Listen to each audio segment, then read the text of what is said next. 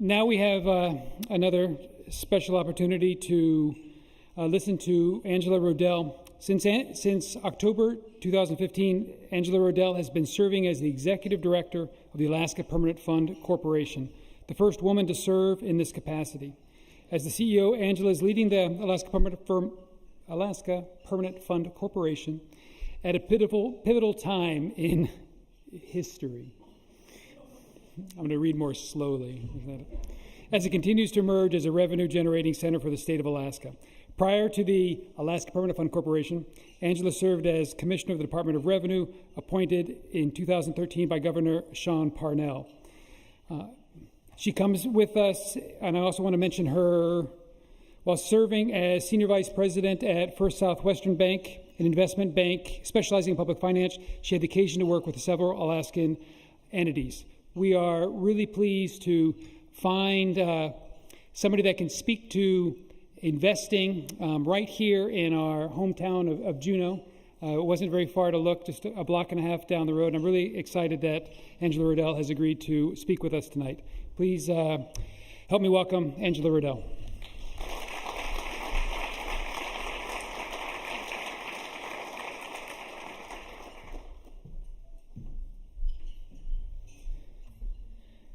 Great. I'm going to see if I actually have a PowerPoint presentation, which should scare each and every one of you. It's a real pleasure to be here tonight, to be able to talk to you about something really positive, which is innovation, and to talk to you about venture capital investing and all the things that go around that. I really admire the passion, the creativity that comes in this asset class. And I can tell you, and my staff will support me on this, that this is one of my favorite areas that the fund works in. And I come to them frequently with a number of different ideas. And luckily for all of you, the Permanent Fund is well protected and they say no. So with that, I'm going to actually talk to you about how we do look at ideas and what that means for the fund and how the fund is invested. So the first thing I'm going to talk to you is about venture capital, most generally speaking. How does it get raised? And important to you is what is required from entrepreneurs in order to get venture capital if it's an appropriate source of financing for you. And then what is our role? What is the fund's role and activity in that arena? And why do we get involved in this particular asset class? First of all, looking at how does the venture capital industry work? And really what venture capitalists are doing is they're trying to marry both the ideas and the entrepreneurship that is happening around the country, around the world, with the capital markets. And they're doing it to either raise new money into new ideas or to replace that new money with and mature ideas with public money, and then generating a new source of funds to then roll into new ideas. So really what they're acting as is a broker in some ways, and really acting as a generator to get ideas flowing and products moving, and that innovation really moving forward into markets. How do they do this? I think one of the things that's really hard to know sometimes is how do we actually find venture capitalists, and how do we get this money into our businesses or into our ideas? And quite honestly, these guys are looking at deals. They'll look at hundreds and hundreds of deals trying to find that one diamond in the rough that they think is going to be the deal that really succeeds. And they're doing a lot of due diligence. They're looking at the technology. They're looking at the market, the management team, the competition, financing structures that are being considered, and all the legal structures associated with that. Once they've identified those deals and have gotten a nice pool of transactions that they feel very confident about, they're going to try and raise money to then fund those ideas. And that creates, generally speaking, a portfolio company. And they're going to put together a term sheet. It's got the valuation of the fund, it's got the size, the lead investor, what their participation is, and the terms of the investment. And they're going to raise that money so that they can then fund those deals into that portfolio company.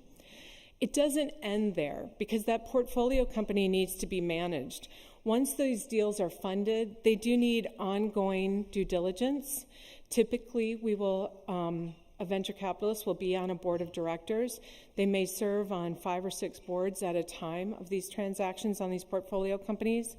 And these capitalists themselves are expected to make follow-on investments in their portfolio.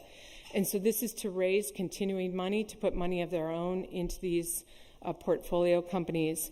And then eventually, when they've reached a level of maturity, when it's appropriate, those companies will be liquidated and they will be taken out, and they will start this process all over again.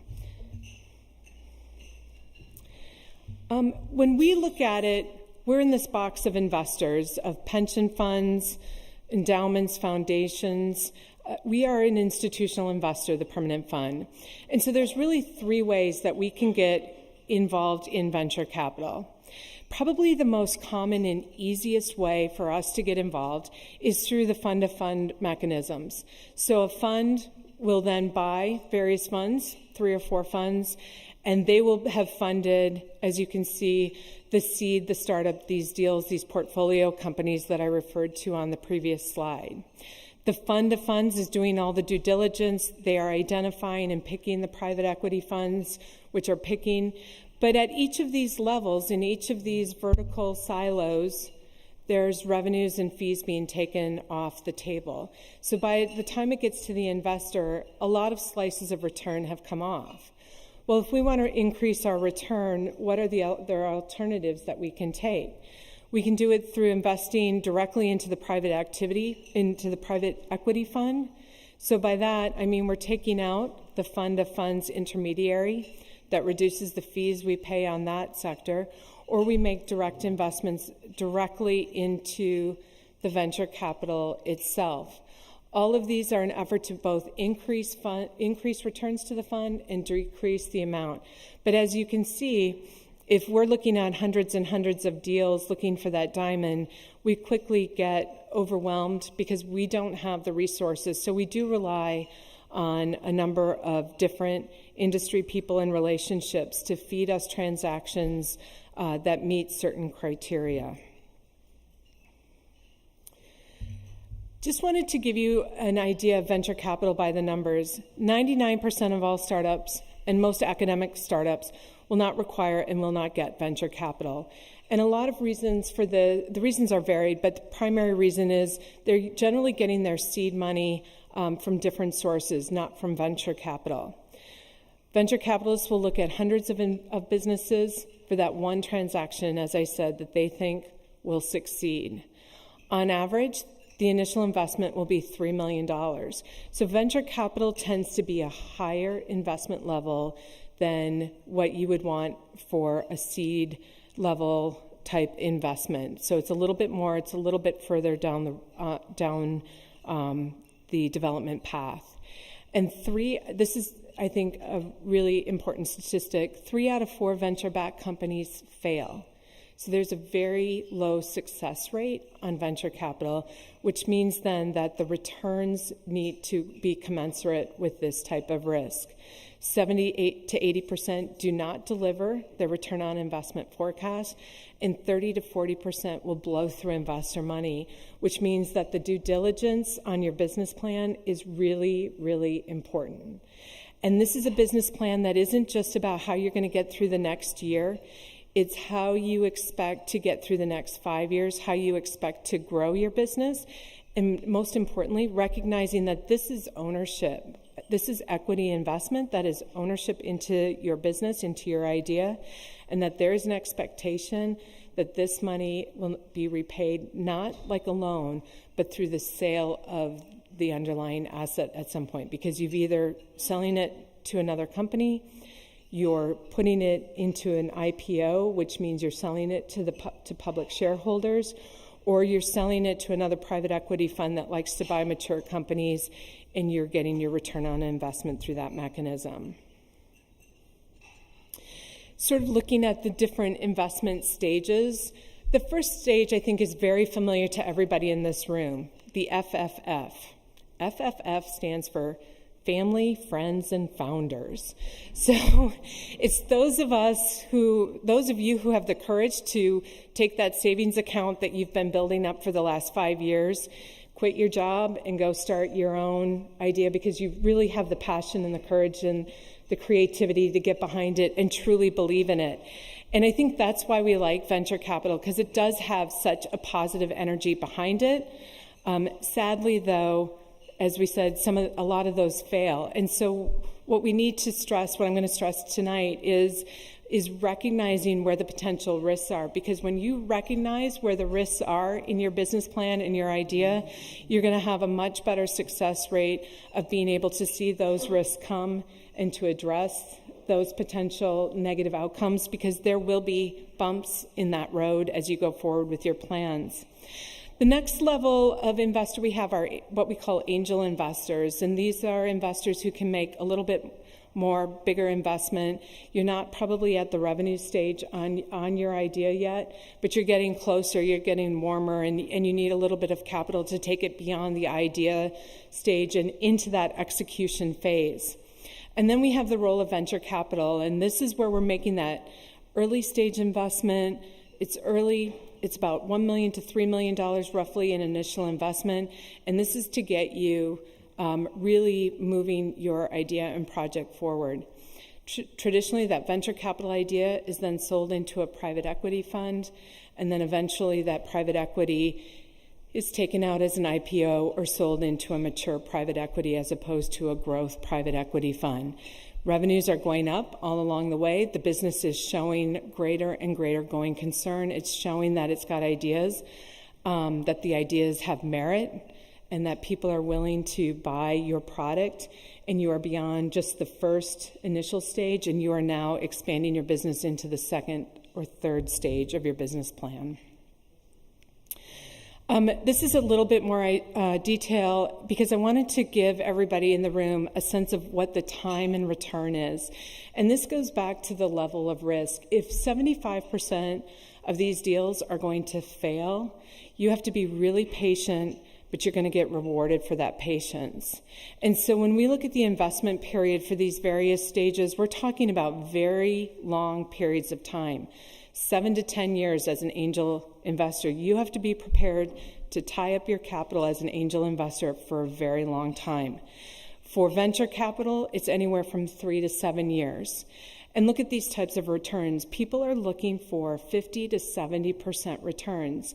And the reason they're looking for these level of returns is because this capital is tied, not only is it tied up, it is tied up in a high-risk investment that is giving you nothing. You're not getting dividends, because chances are any net revenue you have is being plowed back into the idea to continue to nurture and mature that idea. So they're very illiquid. You're not seeing a lot of cash flow come off of these at these early stages. And so to tie up significant $1 million of cash with no return, with the potential of losing 75%, means that the returns have to be commensurate with the risk. As we go into more maturity on these things, whether it's emerging growth, private equity, or traditional private equity like leverage buyouts or mezzanine private equity, you can see that the return expectations do come down, and the time period comes down as well. And it comes down because now the deals that are in these funds, the innovative ideas, are starting to mature. They've got more of a track record. They're demonstrating some sort of success that makes it easier then to raise additional capital to fund those ideas. Stepping back for a minute and talking about the role of all of this in the permanent fund itself is we have a very simple corporate mission. This corporate mission is written in statute.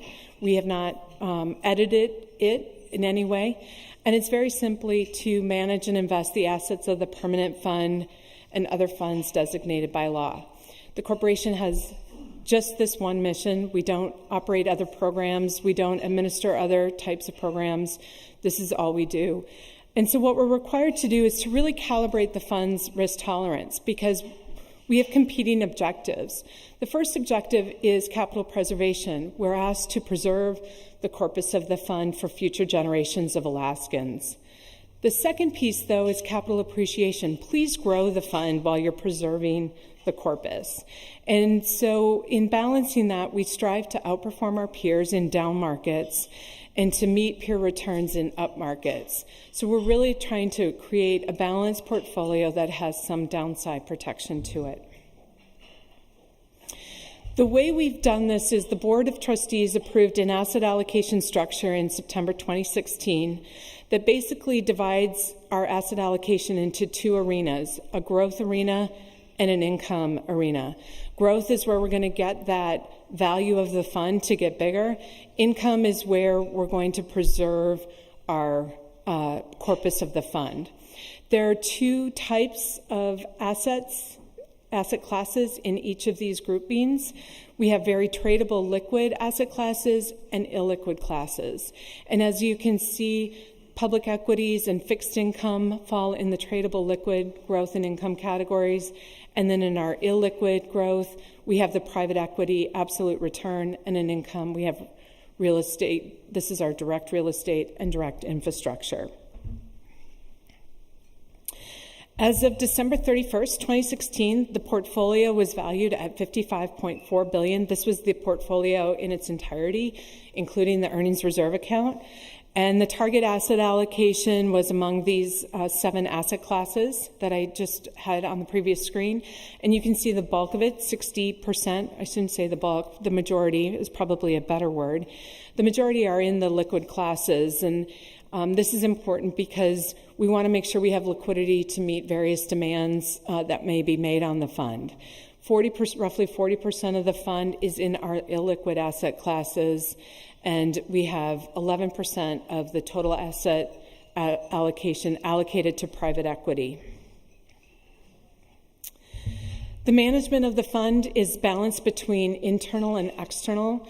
We believe that by having internal management, we are better able to direct the fund into the directions we need it to go based on the demands that are being placed on the fund and the uses of the fund. We believe that internally we are more nimble in terms of reacting to various market events around the world. And so there's definitely a fee savings, cost savings associated with that internal management. The majority of internal management is in our fixed income and real estate portfolios, but over the last 5 years, we've made a tremendous investment in private equity and infrastructure because we believe these are two arenas within the corporation that we can generate a lot of value. And as I said earlier, private equity and venture capital tends to be very labor intensive in terms of looking through transactions and trying to determine the best transactions to invest in.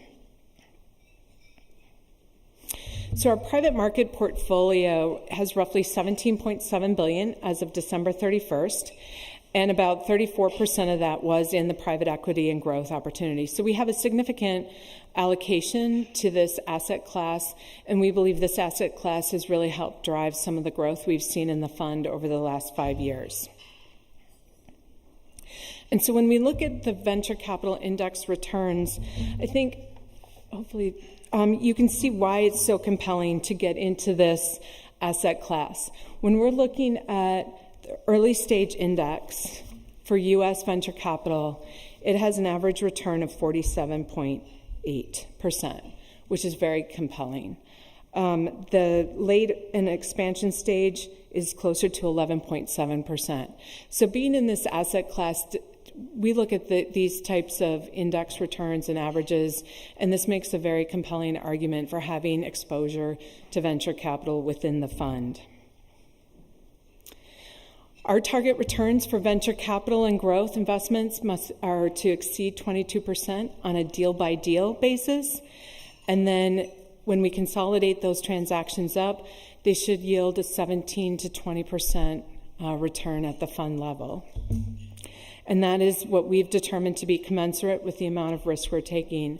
I think one of the other things I want to mention about the advantage that the fund has is that we're a long-term investor. And when I mean long-term, I mean really long-term. We're investing in perpetuity. We are to have the fund around for multiple generations of Alaskans. And so it allows us to be tremendously patient at times.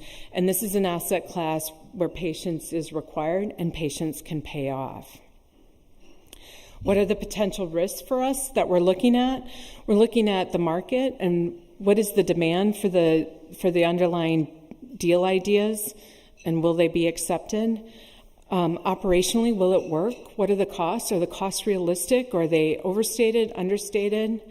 Competition, are there substitutes or copycats? Are you going to put out your idea and 3 months later somebody else comes out with an idea but a better way to execute that idea? Management, what is the talent, the energy, the team chemistry? Do you have experience? Do you have a track record of doing these kinds of things before, where you've generated an idea, you've taken it to market, you've sold it, and you're doing another idea? Do you have the right team management in place to really execute? What are your legal and regulatory requirements? Are they barriers to making your idea or your product competitive? And finally, the financials. Will it be profitable? And will there be access to future financing? So the idea that there will be demand, that there will be a takeout, that there will be some sort of liquidity eventually, and that you've thought about how that works, how that looks, and what you as the idea owner want for yourself out of that, and what you're willing to trade in order to have this influx of capital. So I wanted to talk about two specific investments because I wanted to give you an idea of the kinds of things that we've looked at, that we've made investments in. The first one, Indigo, is actually a direct investment that came to us. Indigo Agriculture is a Boston-based startup. It introduces plants naturally occurring microbes that have been depleted in modern agriculture. And really, this is an interesting idea because this came about because scientists were looking around and they were seeing all the activity that was happening in human medicine and in immune therapy and DNA-type therapies, and saying, why can't we apply that to plants and create an immunity system for plants that's naturally reoccurring, and thereby creating more robust crops? We came in at a later stage, and we led a $100 million Series C round in this past July. They have a very formal business plan. Like I said, this was in their third round. It was a later stage of fundraising. They have 31 employees, a well-developed business plan, and they plan to take this product to market within months, not years, but months. They've gotten really creative about how to finance this with farmers, with the agricultural community. Normally, when a farmer is looking to buy seeds to plant, he's looking through a seed catalog and picking out what he wants and paying for the seeds. In this case, they were trying to incentivize farmers to use their product. So they basically created a mechanism where if they're really successful and crop yields are way above the expectation, Indigo will get a cut of that profit. And if it doesn't turn out as they expected, Indigo will lower the price that they had to pay for the seeds. So it's a really interesting transaction. We're really excited about it. It's a direct investment, so this is not through a fund of funds, and this is not through a private equity fund. The other idea, I'm sure nobody in this room has ever heard of Snapchat, has never seen Snapchat. It's based a camera company, which I think is really interesting too, because I think a lot of us think of it as social media, not a camera company, based in Venice, California.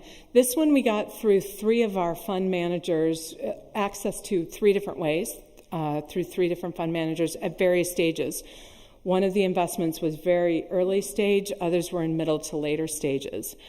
So we own interest through three different routes on this one. And they had a really innovative idea towards social media and camera, and they really talked about this idea of Snapchat as changing the way people communicate and moving away from the bulletin board concept that was Facebook or Twitter, and really going after a way of talking similar to the way telephones changed the way we communicated 100 years ago. And that's really how they talked about this idea. They also had, to their credit, a very successful track record of investing in early stage ventures, the venture capitalists who had seen this. And we had a lot of confidence in the funds and the fund managers. And as you know, this one has really done well, and they've announced that they will be going to IPO, and our options will be to cash out of our position, or we'll get shares, and we'll sell shares, or we'll have a number of different options. But the point being is that this one will pay off for the fund, and the liquidity is a big key concept of that. So those are just two things that the fund is invested in to give you an idea of the sorts of venture capital that we look at. And I think if I want you to take away anything from this is that there is capital to put to work around the world, but the ideas must be really well thought out.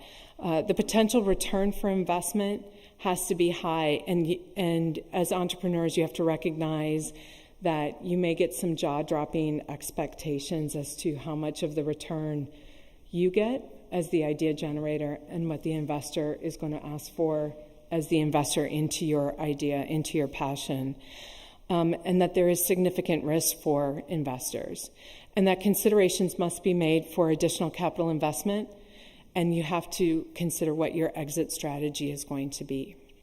So with that, I want to thank you very much. I want to applaud all of your energy and all of your passion towards your ideas, and really strongly encourage you to keep innovating. It's been fantastic hearing some of the stories. So thank you very much.